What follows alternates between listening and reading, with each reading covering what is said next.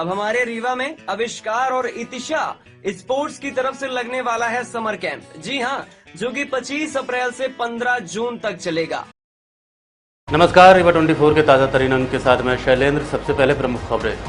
Collector द्वारा पंचायत चुनाव में दिए गए नामांकनों की आज समीक्षा की गई। वहीं दूरस्थ क्षेत्रों का भ्रमण कर जायजा भी लिया गया। गुड़ थाना अंतर्गत पावर प्लांट के समीप प्रधान टेबल्स की बस पलटी, एक की मौके पर मौत, 50 से अधिक घायल। और स्थानीय पुलिस द्वारा उचित कार्रवाई न मिलने के कारण एसपी के दरबार पहुंचे कई पीड़ित लगाई न्याय की गुहार।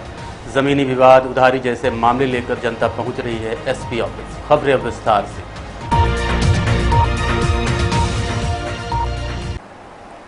कलेक्टर द्वारा पंचायत चुनाव में दिए गए नामांकनों की आज समीक्षा की गई। समीक्षा के दौरान जो बातें सामने आई उसमें सबसे सकारात्मक बात ये रही कि 60% के करीब महिलाओं ने नामांकन पत्र दाखिल किए हैं। ये प्रक्रिया सुबह 8 बजे से 10 बजे तक चली। बहुत से नामांकनों में त्रुटियां पाई गई हैं जिन्हें सुधार करने का मौका दिया गया है। अधिकांश प्रत्याशी ऐसे हैं जिनके द्वारा एनओसी नहीं ली गई है, जिसके चलते उनके नामांकन पत्र भी शामिल नहीं किए गए। इसके अलावा नामांकन स्वीकृत कर लिए गए हैं। जिन प्रत्याशियों के नामांकन पत्र में त्रुटि पाई गई है उन्हें सुधार करने के लिए आज का समय भी दिया गया है।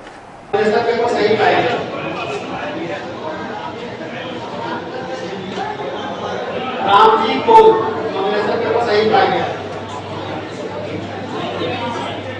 आशा देवी को सही पाया। नामों की स्क्रूटनी चल रही थी तो मतलब कितने फॉर्म सही पाए गए, क्या? जिला पंचायत के नॉमिनेशन की आज समीक्षा की गई है। मैक्सिमम जो नॉमिनेशन पेपर है वो सभी स्वीकार हुए हैं। कुछ लोगों ने जो उनके अदेय प्रमाण पत्र है उसके लिए 1 आध घंटे का समय मांगा है, तो वो समय दिया गया है। और आपको थोड़ी देर में ही सभी वार्ड के हिसाब से कितने नॉमिनेशन फॉर्म आए हैं, कितने स्वीकार हुए हैं और कितने रिजेक्ट हुए हैं, इसकी जानकारी उपलब्ध करा दी जाएगी। कमोबेश मैक्सिमम जितने भी नॉमिनेशन पेपर है सभी स्वीकार ही हुए हैं। कुछ में आपत्तियां भी आ रही क्या? कुछ जगहों पे 1 या 2 में आपत्ति आई है, उसको भी अभी डिसाइड कर लिया जाएगा। कलेक्टर ने दूरस्थ क्षेत्रों का भ्रमण कर लिया पंचायत चुनाव का जायजा। त्योंथर, सुहागी, शाहपुर तथा मऊगंज का किया दौरा।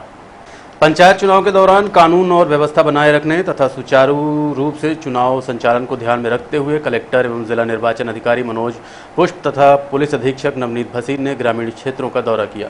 दोनों अधिकारियों ने चाक घाट, सुहागी, त्योंथर, पहाड़ी, शाहपुर तथा मऊगंज का दौरा किया।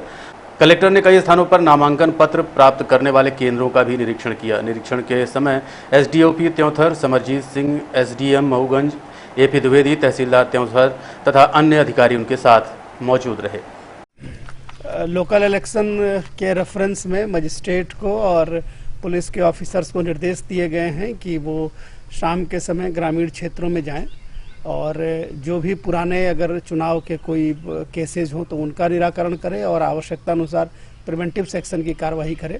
चुनाव के रूट्स और मतदान केंद्रों को भी देख लें ताकि चुनाव के दिन किसी भी तरह की कोई समस्या नहीं हो। हम लोग आज शाहपुर थाने भी आए थे और समीक्षा की गई है। उम्मीद करते हैं हम लोग कि बहुत ही शांतिपूर्ण और अच्छे ढंग से ये लोकल इलेक्शंस होंगे। जैसा कि आपको भी कलेक्टर महोदय द्वारा बताया गया कि जिला प्रशासन एक टीम के रूप में लगातार अपनी भूमिका का निर्वहन कर रहा है और दुरुस्त अंचल में जहाँ पर कई बार ऐसा लगता है लोगों की पुलिस लेट ना पहुँचे, इसको देखते हुए अभी से मूवमेंट काफ़ी तेज़ किया गया है और लोगों को विश्वास बाहरी उपाय के तहत उस क्षेत्र में जितने भी एंटी सोशल एलिमेंट हैं उनको बाउंड ओवर कराया जा रहा है। इस क्षेत्र में फ्लैग मार्च की प्लानिंग भी की जा रही है और लगातार नाके कहाँ पे लगने हैं उसकी तैयारी भी हम लोगों ने कर ली है। गुड़ थाना अंतर्गत पावर प्लांट के समीप सीधी से नागपुर जा रही प्रधान टेबल्स की बस कार को ठोकर लगने के बाद पलट गई, जिसमें एक व्यक्ति की दुर्घटना स्थल पर मौत हो गई। प्रारंभिक जांच में बताया जा रहा है कि ओवरटेक के चक्कर में हादसा हुआ है। मोहनिया घाटी में बस द्वारा दूसरी गाड़ी को ओवरटेक किया जा रहा था, तभी सामने से कार उसकी चपेट में आ गई। कार को टक्कर मारने के बाद बस अनियंत्रित होकर पलट गई। घटना की जानकारी लगते ही तुरंत प्रशासनिक अमला व मीडिया कर्मी घटनास्थल पर पहुंचे और लोगों की मदद की, जिसमें स्थानीय लोगों ने और पावर प्लांट के कर्मचारियों ने भी सहयोग किया। घटना को लेकर कलेक्टर रीवा ने 24 को बताया। सीधी से नागपुर जा रही थी ये बस, गुड़ बदवार के पास ओवरटेक करने की कोशिश कर रही थी और सामने से एक कार आ गई थी, तो उसमें बस इम्बैलेंस होके पलट गई थी। इसमें काफ़ी लोग घायल हो गए थे। अभी वहाँ से सभी लोगों को जिला अस्पताल और संजय गांधी में लाया गया है। 4-5 लोग ज़्यादा गंभीर हैं और 20-25 के आसपास लोग हैं जो कि घायल हैं। सभी का इलाज शुरू कर दिया गया है। हम लोगों को जैसे ही सूचना मिली थी, आसपास के जितने भी एम्बुलेंसेस थे और जितने भी ऑफिसर थे, उन सभी को मौके पर रवाना किया गया था और बस पलटने के 5-7 मिनट के भीतर ही वहाँ रेस्क्यू ऑपरेशन शुरू हो गया था। सभी लोगों को यहाँ से ला दिया गया है और जो लोग कम घायल हैं उनकी प्राथमिक उपचार करके उनको अभी छोड़ा जाएगा। जो ज़्यादा घायल हैं उनके लिए व्यवस्थाएं बना के रखी हुई हैं। आईसीयू और ओटी सभी ऑपरेटिव हैं और हम लोग उम्मीद करते हैं कि सभी लोग ठीक हो जाएंगे। 1-2 लोगों की शायद डेथ भी हुई है। अभी डेथ की सूचना नहीं है, लेकिन सीरियस हैं, 2-3 लोग सीरियस हैं और उन सभी का इलाज किया जाए। कितने लोग मैंने बताया तो आपको कि 5 लोग सीरियस हैं और बाकी 20-25 लोग आए हैं जिनको कि माइनर इंजरी है।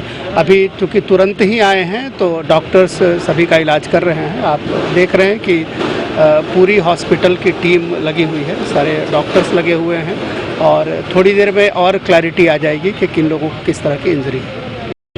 इसमें जो हमने देखा, एक तो ब्रॉड डेड लाए थे, जो आते से ही डेथ थी। वो मिडिल एज में करीब 50-60 का व्यक्ति है जिसको काफ़ी चोटें चेहरे पे दिख रही है। और कुछ हमारे 4 से 5 जो स्ट्रेचर पे हैं उनमें भी अभी कुछ हालत ठीक नहीं है, जिसमें हमारे सर्जरी की टीम लगी हुई है कि और करीबन ये तो 30 से 32 लोग अभी आ चुके हैं और अभी शायद वो कितने आते हैं इसकी, तो बाकी के तो माइनर इंजरी है और अब इवेल्यूशन चल रहा है। सब धीरे धीरे देख रहे हैं, बाकी प्राइमरी ट्रीटमेंट देख रहे हैं।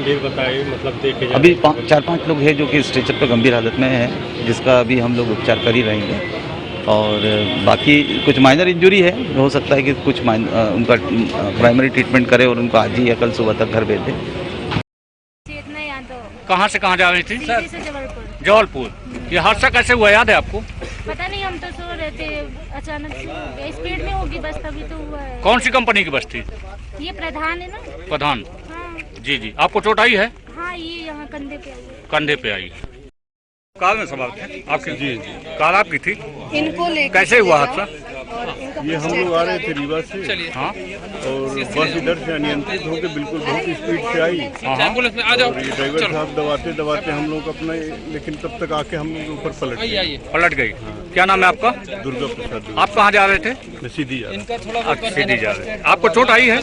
चले जाओ, चलो।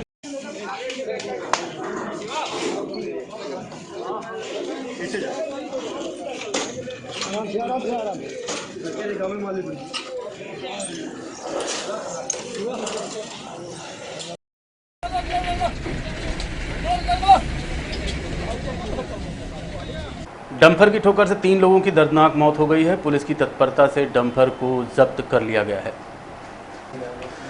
7 जून की सुबह 8 से 9 के बीच एक बाइक में 3 लोग सवार होकर गांव से शहर की ओर आ रहे थे। तभी रतहरा बाईपास में मिट्टी लाद कर जा रहे डंपर ने बाइक को पीछे से ठोक दिया, जिससे बाइक सवार एक पुरुष व 2 महिलाओं की मौत हो गई। घटनास्थल का दृश्य बहुत विदारक था। फिर भी स्थानीय लोगों और पुलिस की सक्रियता से जैसे तैसे पीड़ितों को अस्पताल पहुँचाया गया। पुलिस के अनुसार एक व्यक्ति की वहीं पर मृत्यु हो गई, जबकि 2 अन्य को अस्पताल ले जाने के बाद मृत घोषित कर दिया गया। में एक्सीडेंट हुआ है, कैसे क्या घटना हुई, कितने लोग? आज सुबह करीब 8 बजे के आसपास की बात होगी और एक परिवार में बैठे लोग जो बल समाज के थे मोटरसाइकिल में, जिसमें एक पुरुष और 2 महिलाएं थी और रीवा की तरफ आ रही थी। पीछे से एक डंपर आया, इसमें मिट्टी कुछ लोड थी, पीछे से उसने टक्कर मारी मोटरसाइकिल को और उसके ऊपर से मोटरसाइकिल के ऊपर से वो डंपर निकल गया, जिससे मौके पे 1-2 लोगों की मौत हो गई। उसके बाद हॉस्पिटल ले जाते समय तीसरे व्यक्ति की मौत हो गई। इसमें एक व्यक्ति और 2 महिलाओं की मौत हुई है और डंपर वहाँ से टक्कर करके भाग गया था, जिसको पुलिस ने ग्रामीणों की सूचना के आधार पर पकड़ लिया है। डंपर के चालक मालिक का पता लग गया, पुलिस उनकी पकड़ दकड़ में लगी हुई है और जो 100 थे उनको अस्पताल भेज दिया गया है। 100 की पंचनामा की कार्रवाई की जा रही है, परिजन उनके आ गए हैं।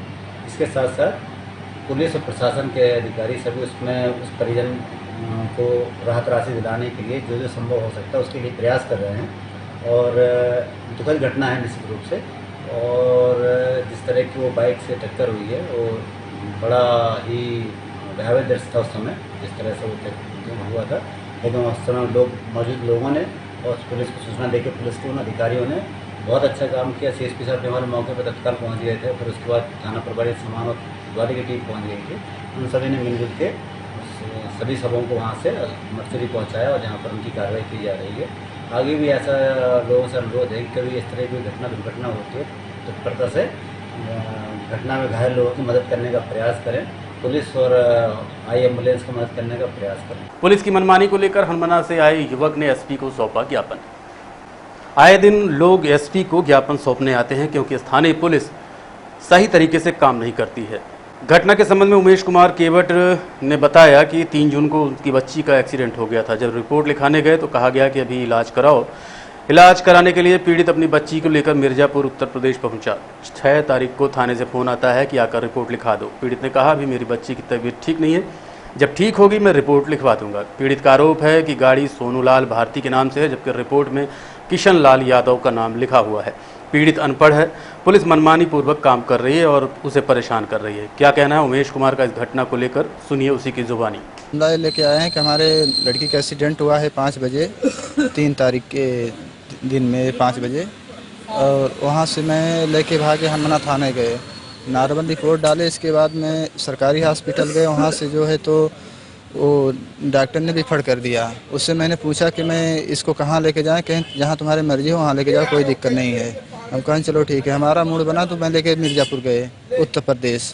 वहाँ से मैं 6 तारीख के शाम के 4 बजे मैं आया, रिपोर्ट डालने आया तो वहाँ के पुलिस थानेदार साहब ने बोले कि तुमको FIR दर्ज कर। मैंने फ़ोन किया कि तुम आओ FIR करा दो, तो तुम नहीं आए। तो हम कहें कि सर मेरी बेटी मर रही है तो हम तुमको FIR करने के लिए दिखाई दे रहा हूँ, से आऊँगा। जब मेरी बेटी अच्छी होगी तो हम आएंगे तो FIR लिखवाएंगे। कहें चलो ठीक है। इसके बाद फिर जो है तो वहाँ से मैं फ़ोन रिपोर्ट लिखने के बाद वहाँ से फिर हाटा चौकी फ़ोन लगाए। वहाँ के दरोगा साहब ने क्या बोले क्या नहीं बोले, हाँ उल्टा हमको डांटने लगे कि तुम गुंडे हो, नाबालिग हो, तुम बाइक किसी का रख लेते हो, मोबाइल किसी की चोरी करके रख लेते हो। हम कहें सर मेरी बेटी मर रही है, हॉस्पिटल में मर रही है, मैं किसी का मोबाइल चुराने के लिए काबिल दिख रहा हूँ, किसी की मोटरसाइकिल धरने की मेरी औकात है। थाने में रिपोर्ट हुई थी 6 तारीख के। मुद्दा ये है कि जो वहाँ नहीं सुन रहे हैं, हमारी बेटी का 3 लाख का मांग है। अब उसके दवा करने के लिए हमारे पास तो पैसा है नहीं। गाड़ी दूसरे की है और नाम दूसरे के शब्द के लिए हैं। गाड़ी किसकी है? गाड़ी है सोनूलाल भारती का। और रिपोर्ट में किसका लिखवा दी? रिपोर्ट में लिखवा दिए हैं किशन लाल यादव का नाम है, जवाहिरलाल यादव। ये पुलिस ने सही रिपोर्ट के लिए तो क्या बोले? वो हम भाई अनपढ़ गवार है, जो कहे कि सही है, जब तुम बोल रहे वही लिख रहे हैं। अगर मैं पढ़े होते तो मैं जो जवाब देते कि सर ये क्या लिख रहे हो। क्या चाहते हैं यहाँ पे एसपी कार्यालय में? एसपी कार्यालय में यही चाहता हूँ कि मेरा न्याय हो उसका। अभी तक क्या हुआ? आरोपी गिरफ्तार हुआ? कोई कुछ कार्रवाई आगे बढ़ी? अभी कुछ नहीं हुई, भटक रहे हैं। अभी भटक रहे हैं। कब की घटना है ये घटना है 6 तारीख की। सरहंगों द्वारा मारपीट, छीना झपटी और जान